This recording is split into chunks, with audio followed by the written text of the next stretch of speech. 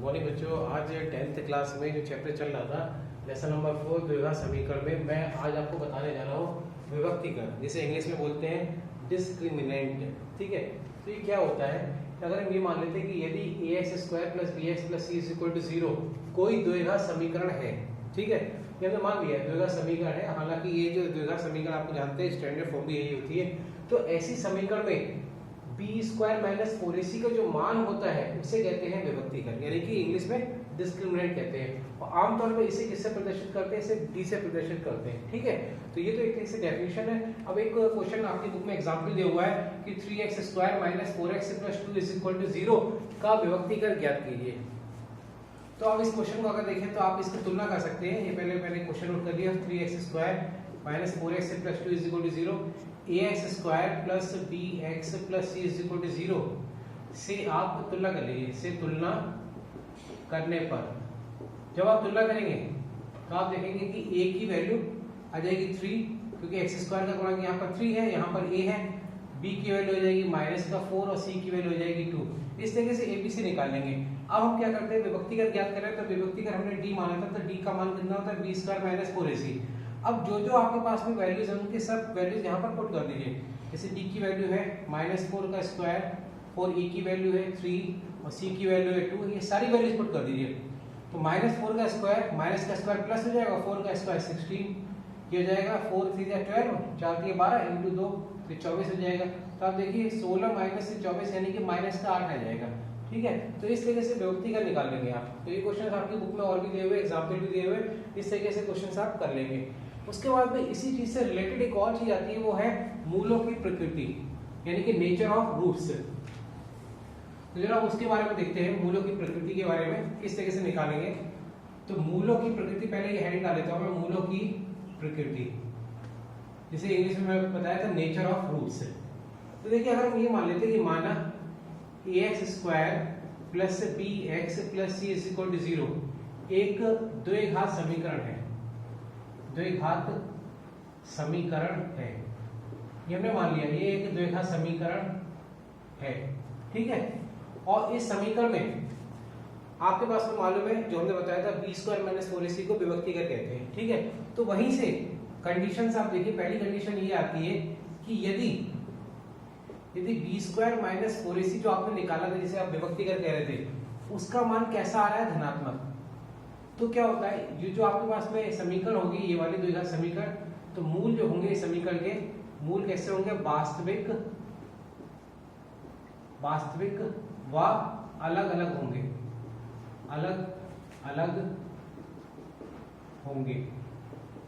ठीक है, पहली चीज तो ये आती है। केस सेकंड होता है, यदि आपने फिर से b² - ac के मान को अगर देखें और आपके पास में ये मान = 0 आ रहा है, तो मूल कैसे होंगे? वास्तविक व बराबर होंगे, बराबर होंगे। और एक तीसरी चीज और आती है कि यदि, केस थर्ड, यदि b² - 4ac का मान 0 से कम आ रहा है, <0 नेगेटिव आ रहा है, ठीक है, तो मूल वास्तविक नहीं होंगे, मूल वास्तविक नहीं होंगे। वास्तविक नहीं होंगे इसका मतलब कैसे हो सकता है? जिसे आप ब्रैकेट में लिख सकते हैं, चाहे अगर किसी तरीके से किसी क्वेश्चन में और आता है कि काल्पनिक मूल के बारे में वर्ड आ रहा है, तो काल्पनिक भी कह सकते हैं मूलों को, काल्पनिक मूल होंगे, वास्तविक नहीं होंगे, यानी कि मूल काल्पनिक होंगे। जैसे, ठीक है, इसी चीज को अगर पूरा करूं तो मूल काल्पनिक, या करके लिख दे रहा हूं मैं यहाँ पर, या मूल काल्पनिक होंगे, एक ही चीज है। वास्तविक नहीं है तो या फिर इसका मतलब क्या हो गया? काल्पनिक मूल है। ठीक है, तो इस पर एक्सरसाइज अब आपके पास में 4.4 है, तो उस पर मैं क्वेश्चंस पर आता हूं। अगर आप उसके क्वेश्चन नंबर 1 पर देखेंगे तो उसमें क्वेश्चन नंबर 1 है, देखते हैं इस एक्सरसाइज में क्वेश्चन नंबर 1 कि आपके पास में द्विघात समीकरण दिए हुआ है और आपके पास में कुछ पार्ट्स दिए हुए हैं। मैंने यहाँ पर 2 पार्ट नोट कर लिए हैं, आई थिंक क्वेश्चन में शायद 3 पार्ट है। तो फर्स्ट पार्ट को अगर देखें तो इसमें आपको मूलों की प्रकृति निकालनी है। ठीक है, तो इस क्वेश्चन का फर्स्ट पार्ट मैं यहाँ पर सॉल्व करके दिखाता हूँ।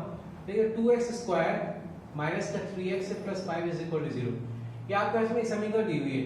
पहले जैसे हमने कहा था विभक्तीकरण निकालने के लिए वही काम यहाँ करते हैं, ax² + bx + c = 0 से तुलना करते हैं। तुलना करने पर जब आप ये तुलना करेंगे तो a की वैल्यू हो जाएगी 2, b की वैल्यू हो जाएगी -3 और c की वैल्यू हो जाएगी 5। और जब ये वैल्यूज आ जाएंगी तो अब हम बात करते हैं विभक्ति करके d, यानी b² - 4ac। अब ये देखेंगे कैसा आता है, तो -3 का स्क्वायर -4, a की वैल्यू है 2 और c की वैल्यू 5, -3 का स्क्वायर प्लस का 9 हो जाएगा और ये हो जाएगा 5 दूनी 10 की 4 से गुणा 40, यानी एक तरीके से माइनस का 31 आ रहा है। तो नेगेटिव वैल्यू आ रही है ना, तो ये इसका मतलब क्या हो जाएगा, लेस देन 0, 0 से कम है इसका मान। जब 0 से कम है तो इसका आप क्या कह सकते हैं कि अतः दी गई द्विघात समीकरण के मूल कैसे होंगे, नेगेटिव है, इसका मतलब वास्तविक नहीं है या नहीं होंगे। ठीक है, तो ये था क्वेश्चन नंबर 1 का फर्स्ट पार्ट। तो ये इस तरीके से कर सकते हैं आप। ऐसे इसका सेकंड पार्ट होगा, उसमें भी आपको, और थर्ड पार्ट भी यही है, उसमें भी आपको मूलों की केवल प्रकृति बतानी है, ये मूल वास्तविक है या नहीं है, और अगर वास्तविक है तो कैसे अलग अलग होंगे, या वास्तविक होंगे तो बराबर होंगे। ठीक है, आगे बढ़ते हैं। क्वेश्चन नंबर सेकंड का हम एक पार्ट देखते हैं। क्वेश्चन नंबर सेकंड में है कि के किस मान के लिए दिए गए द्विघात समीकरण के मूल बराबर है। ये आपके पास में सेकंड क्वेश्चन है कि के किस मान के लिए द्विघात समीकरण आपको दिया हुआ है और उसके मूल कैसे हैं, बराबर है। तो अब इस क्वेश्चन को देखते हैं। पहले क्वेश्चन नोट कर लेते हैं सेकंड का फर्स्ट पार्ट, 2x² + kx + 3 = 0। ये फर्स्ट पार्ट है, इसी सेकंड पार्ट में मैं ये नोट कर लेता हूं, kx और x - 2 + 6 = 0। दोनों में आपको क्या काम करना है, फर्स्ट पार्ट और सेकंड पार्ट दोनों में क्या काम करना है कि ये आपके पास में मूल बराबर दिए हुए हैं और आपको k का मान निकालना है। तो आपका तरीका वही रहेगा, ax² + bx + c = 0 से सबसे पहले आप तुलना करेंगे, तुलना करने पर। ठीक है, जब तुलना करेंगे तो आप देखेंगे a की वैल्यू 2 है, b की वैल्यू आपके पास में k है और c की वैल्यू 3 है। अब क्योंकि ये साइन हो गया, क्योंकि मूल कैसे है, बराबर है, मूल बराबर है। तो जब मूल बराबर होते हैं तो d का मान, यानी कि जो मैंने आपको लिखा था b² - 4ac, वो क्या होता है, 0। तो आप देखिए k का स्क्वायर हो जाएगा 4, a की वैल्यू 2 और c की वैल्यू है 3 = 0। k² माइनस ये हो जाएगा 4 2 8 3 24 = 0। k² की वैल्यू जो आपके पास में आ जाएगी वो आ जाएगी 24। और जब आप वर्गमूल ले लेंगे तो k² को अगर आप देखें तो ये लिख सकते हैं 6 × 4। तो k का जो वर्गमूल की वैल्यू आएगी 4 का रूट हो जाएगा 2 और ये 6, तो ये इस तरीके से ±6 आ जाएगी 2√6। ठीक है, तो ये आपके पास में इस क्वेश्चन का आंसर भी होगा, क्योंकि उन्होंने पूछा था के किस मान के लिए दी गई समीकरण के मूल बराबर है। तो ये आपके पास में समीकरण दी हुई थी, इसके मूल बराबर का कंसेप्ट हमने लगाया, तो के का मान ये आ गया। इसी के एक और पार्ट है, उसको और देख लेते हैं, समझ लेते हैं। उसमें kx - x - 2 + x = 0 ये समीकरण दी हुई है। पहले समीकरण को सिंपलीफाई कर लेते हैं, सरल कर लेते हैं। तो kx की मल्टीप्लाई अंदर करते हैं तो kx² - 2kx + 6 = 0। और आप देखिए जैसे हमने प्रीवियस क्वेश्चन करा था, ax² + bx + c = 0 से तुलना करेंगे, तुलना करने पर। तो जब आप तुलना करेंगे तो a की वैल्यू हो जाएगी k, b की वैल्यू हो जाएगी -2k, c की वैल्यू हो जाएगी 6। चूंकि आपके पास में यहाँ पर वही चीज दी हुई कि समीकरण का मूल कैसे बराबर, तो d 0 हो जाएगा, यानी कि b² - 4ac का मान 0 आप शुरू से लेके चलेंगे।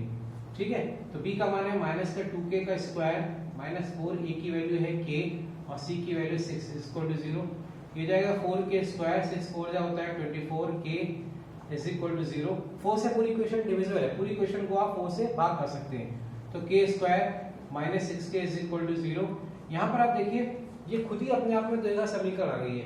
अगर हम इसमें इधर ले जाते हैं, जैसे मैं यहाँ पर आपको हिंट दे रहा हूँ, k² की वैल्यू अगर 6 के इधर ले जाए और k से k काट दें तो आपको ऐसे केवल एक ही मान आ रहा है, और ये मेथड एक तरीके से गलत माना जाता है। ठीक है, क्योंकि ये द्विघात समीकरण, तो इस समीकरण के भी कितने हल होंगे, 2।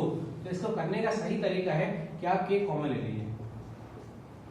जब k कॉमन लेंगे तो आपके पास में जब आप k = 0 पुट करेंगे तो k का मान 0 आ जाएगा, और जब आप इसे पुट करेंगे k - 6 = 0 तो k की वैल्यू 6 आ जाएगी। ठीक है, तो इस तरीके से आपके पास में जब आपने ये पुट करा था तो k की वैल्यू आपके पास 0 ही आ रही थी, जब ये पुट कराए तो k की वैल्यू 6 आ रही है। तो इस तरीके से 2 आपके पास में ये मान आ जाएंगे इस समीकरण के लिए। तो इसमें क्वेश्चन भी इसमें पूरा हो जाता है, क्योंकि हम k के मान आने पर, कि उन्होंने पूछा था कि दी गई समीकरण के में k के किस मान के लिए ये जो समीकरण है इसके मूल कैसे हैं, बराबर।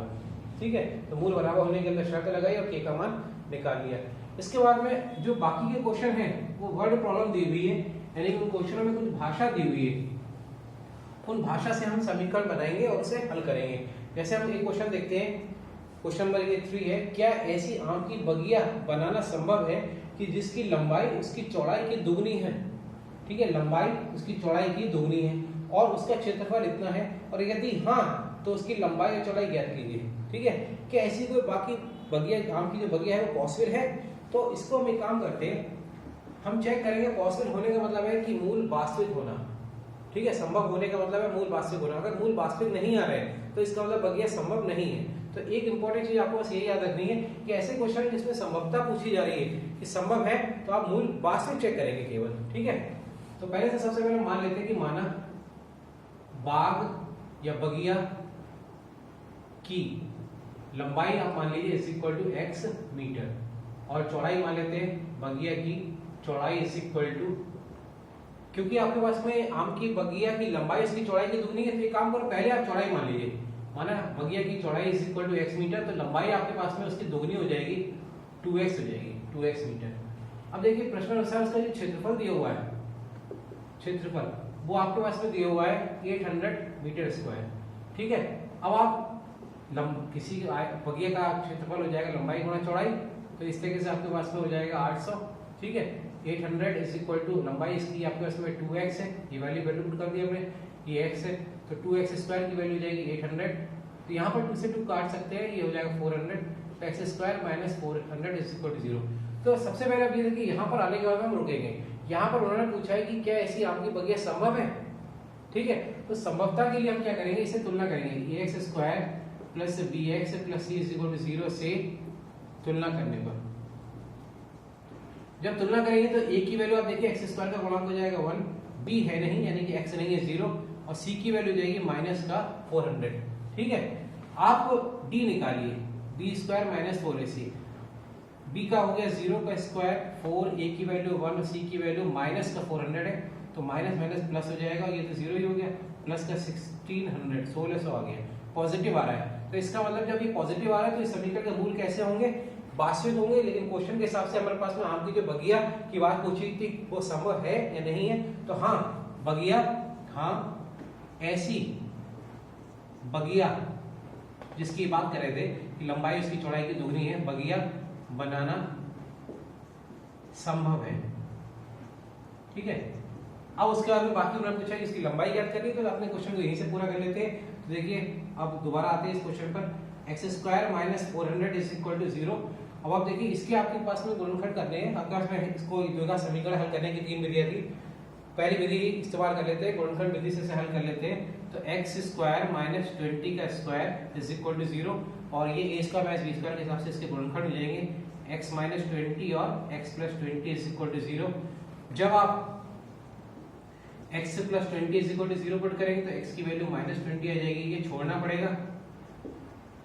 छोड़ना क्यों पड़ेगा, क्योंकि x की वैल्यू माइनस आ रही है और x की आती लंबाई या चौड़ाई जो कि नेगेटिव नहीं हो सकती। दूसरा, जब आप x minus 20 is equal to 0 put करेंगे तो x की वैल्यू आ जाएगी 20, ये संभव हो जाएगी क्योंकि ये आपके पास में प्लस की भी आ रही है। ठीक है, तो x क्या था, चौड़ाई, यानी कि एक तरीके से कह सकते हैं बाग या बगिया की चौड़ाई कितनी आ जाएगी, वो तो आ जाएगी 20 मीटर, और बगिया की लंबाई कितनी आ जाएगी, वो आ जाएगी 2 × 20 यानी कि 40 मीटर, ये इस तरीके से। ठीक है, तो इस एक्सरसाइज में और भी 2 क्वेश्चन है, उनको करने का भी तरीका सेम यही तरीका है। इसी तरीके से आप उन क्वेश्चन को सॉल्व करेंगे और पूरा कर लेंगे उन्हें। ठीक है, तो आज की क्लास के लिए मैं इतना ही, और इस चैप्टर की यानी कि इस एक्सरसाइज के बाद में ये चैप्टर पूरा फिनिश हो जाता है। नेक्स्ट टर्न पर हम लोग नेक्स्ट चैप्टर स्टार्ट करेंगे। आज के लिए इतना ही, थैंक यू।